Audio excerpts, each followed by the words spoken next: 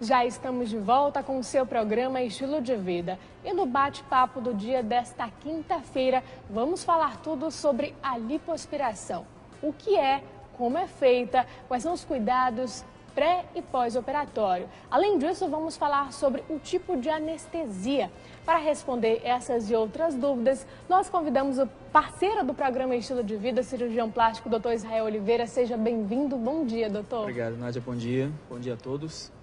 Um procedimento que parece muito comum, só que no momento em que nós estamos pesquisando sobre o assunto e até mesmo querendo fazer um tipo de cirurgia plástica, surgem inúmeras dúvidas na cabeça. Primeiro, a gente precisa explicar, então, o que é a lipoaspiração, que pode ser confundida com outros procedimentos que nós vamos falar quais são daqui a pouquinho.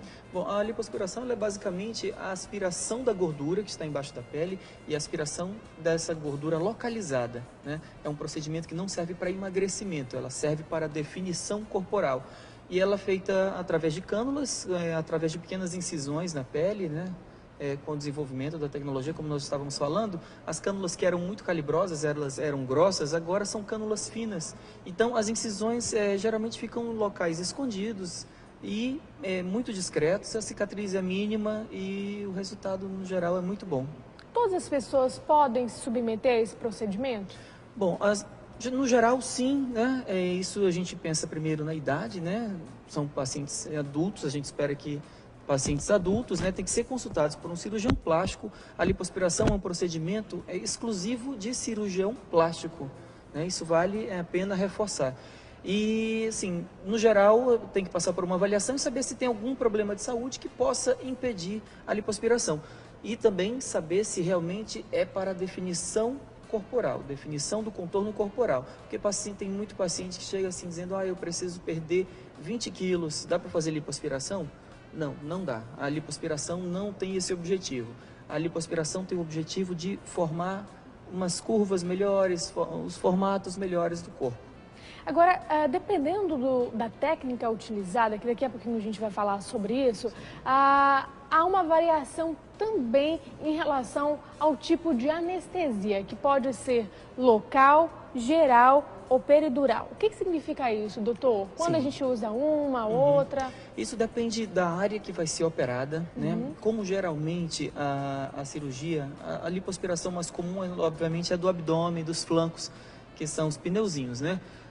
Mas a lipoaspiração é possível fazer nos braços, é possível fazer na região da papada, no tórax. Então, isso vai depender da cirurgia que vai ser feita, em que local vai ser feito, e aí conversando o paciente com o seu cirurgião plástico e com o anestesista. A peridural, ela se tornou bastante comum na lipoaspiração porque é uma anestesia muito segura, muito confortável e que garante uma analgesia, ou seja, retira a dor no pós-operatório durante um longo período. A anestesia geral também é uma possibilidade. A anestesia peridural, só explicando para a população, é aquela anestesia que é dada nas costas, né? E garante uma boa analgesia. A geral é aquela que o paciente é entubado e tal. E a anestesia local também é possível, mas o mais importante é garantir a segurança do paciente, né? Isso daí, cada técnica existe a sua indicação, mas a segurança do paciente está em primeiro lugar. Tem que ser realizado por um anestesista que tem que estar junto na sala cirúrgica. É um procedimento feito por muitas pessoas, né, na mesma sala de cirurgia. Sim. E a gente já até falou sobre isso, quais são as partes do corpo que podem ser submetidas a essa lipoaspiração, mas eu vou pedir a ajuda da nossa tela interativa, tela número 2, que a gente vai falar um pouco mais a respeito dessas partes do corpo. E aí, doutor, a gente pode então, como o senhor já falou, que a mais comum é realmente na região do abdômen. Nosso primeiro tópico fala sobre isso. Sim, Bom, essa é a campeã dos consultórios, né? Todo mundo quer tirar um pouquinho da gordura aí do abdômen, que é pela característica genética, pela característica da nossa alimentação, é onde geralmente se acumula gordura. A região abdominal, abdômen anterior, flancos, que é essa região lateral e posterior, ela é muito comum acumular gordura, né? Dependendo da alimentação e da atividade física do paciente. Então, esse daí é o primeiro local e é o local também mais difícil de se resolver.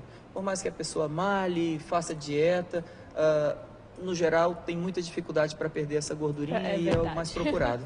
Então, as mulheres, é uma situação muito complicada. Tem que realmente ter uma alimentação balanceada, aliada com atividade física. O nosso segundo tópico fala sobre a região dorsal.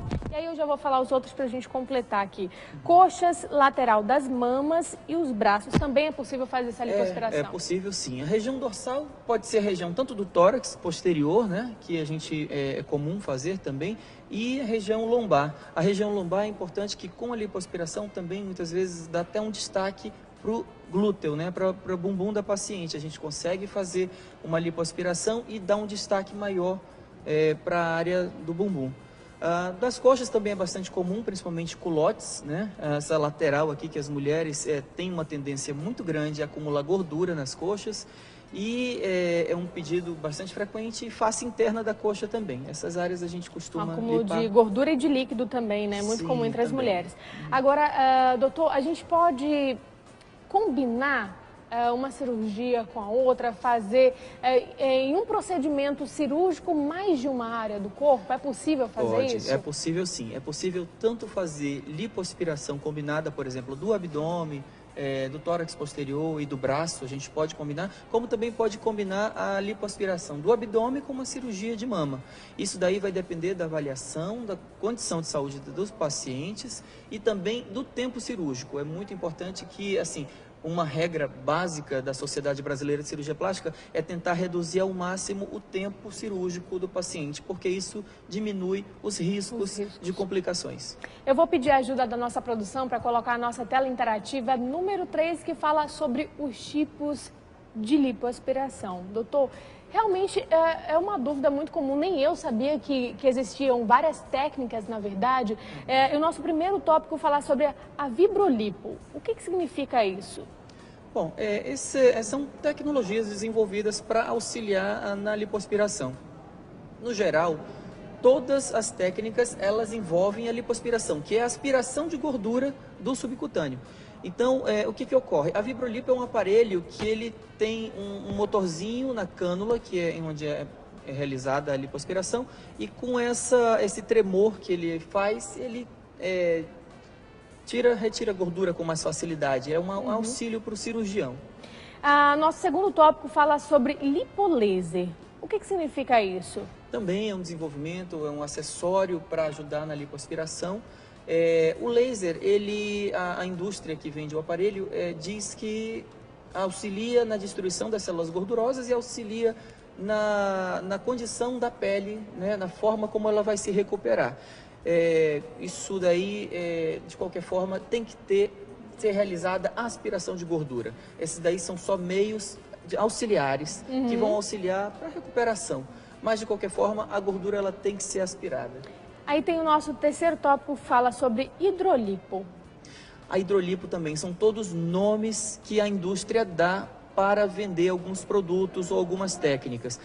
Tudo é lipoaspiração. Toda lipoaspiração deve ser realizada com o cirurgião plástico e com o anestesista presente na sala, né, dependendo do volume. Existem somente algumas condições de lipoaspiração que pode ser feita com anestesia local, somente com o cirurgião, sem a presença do anestesista, mas isso daí é uma condição restrita em áreas muito pequenas, geralmente quando se faz retoque de lipoaspiração. Quando é feita uma lipoaspiração e aí a gente percebe que algum local precisa melhorar, a gente faz com anestesia local e algumas vezes com auxílio do anestesista, mas às vezes é possível fazer sem o anestesista, só com anestesia local. Bom, o nosso próximo tipo de lipoaspiração é um que está sendo muito comentado e também muito procurado pelo público feminino, é a mini lipo. E aí eu já aproveito para ligar o nosso último tipo, que é lipolite. São todos nomes da indústria. Nomes da indústria para vender lipoaspiração. Mini lipo, o que você pensa, uma mini lipo, uma hidrolipo, uma lipolite, a lipo da hora do almoço, isso tudo foi colocado pelas indústrias para vender lipoaspiração. Isso se desenvolveu principalmente com aquelas empresas que estavam financiando, elas parcelavam cirurgias plásticas, né? Só que isso foi proibido pelo Conselho Federal de Medicina, mas aí elas, para colocar em propaganda, para chamar a atenção, elas faziam. Todas são lipoaspirações. Só que o mais importante é você procurar um cirurgião sério que vai operar você, vai fazer a sua cirurgia, vai fazer a sua avaliação pré-operatória e vai operar você num local seguro. Essas hidrolipos, lipo light, lipo do hora do almoço, geralmente elas eram feitas em São Paulo e no Rio, onde virou um modismo, elas eram feitas em consultório, com anestesia local, às vezes sedação, sem anestesista. As complicações partiram daí, né?